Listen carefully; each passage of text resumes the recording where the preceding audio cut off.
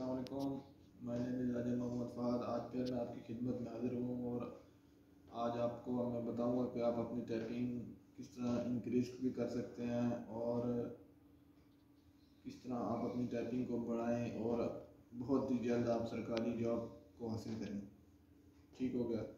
तो बहुत से लोग जो हैं वो ऐसी टिप्स नहीं देते, क्योंकि हर कोई नहीं देख सकता कि कौन कौन तरक्की करे। ठीक है, वो खुद ही कहते हैं कि हम खुद तरक्की करें, लेकिन मैं ये चाहता हूँ कि हमारे दोस्त भाई जितने भी ये वीडियो देख रहे हैं वो सब कामयाब हों। तो सबसे पहले मैं आपको टाइपिंग करके दिखाऊंगा, क्योंकि आप देखेंगे टाइपिंग तो आप फिर यकीन करेंगे। और ये यकीन माने कि 3 से 4 हफ्ते में इस तरह हुआ है कि मैं 50-60 से अब नहीं जाता था। ये मतलब 2-3 वीक्स में कुछ ट्रिक्स हैं जो मैं आपके सामने रखूँगा, जिससे आपकी भी टाइपिंग बहुत इंक्रीज हो।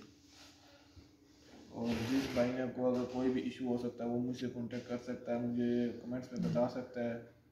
और आप काइंडली मैं चेक करवा देता हूँ वीडियो।